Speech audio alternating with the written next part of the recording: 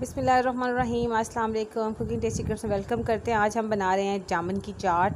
और जामुन की चाट के लिए हमें चाहिए जामुन जो धो लिए हैं और हमने स्ट्रेनर में डाल लिए हैं। उसके साथ हमें चाहिए लेमन।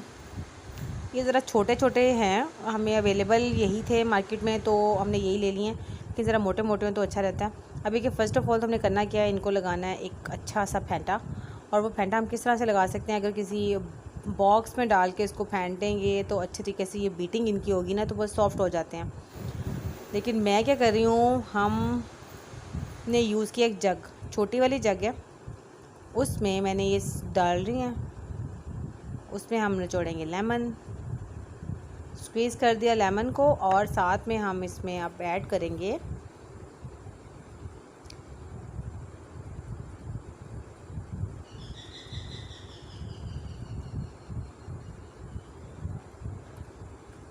अच्छे तरीके से लेमन जितना भी आप डालेंगे तो वो उतना ही टेस्टी लगता है। मोस्टली हमारे होता है ना कि हम सिर्फ वही खा रहे होते हैं। ये काला नमक डाल रहे हैं जी।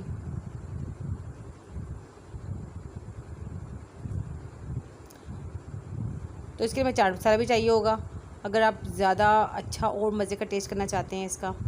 नॉर्मली हमारे घरों में ये होता है कि हम नमक डाला जी, फेंटा और खा पी लिया।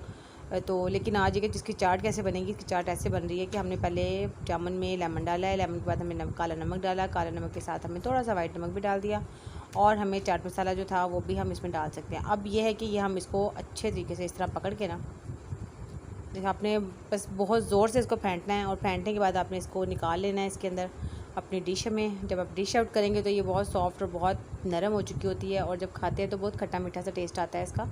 सो आपको भी होपफुली आपको ये जामुन की चाट पसंद आई होगी।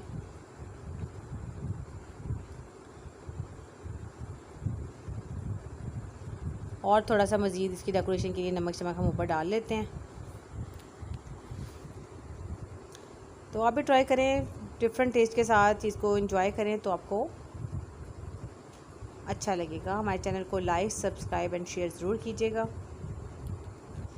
अपना बहुत सा ख्याल रखें और दुआ में याद रखें। अल्लाह हाफ़िज़।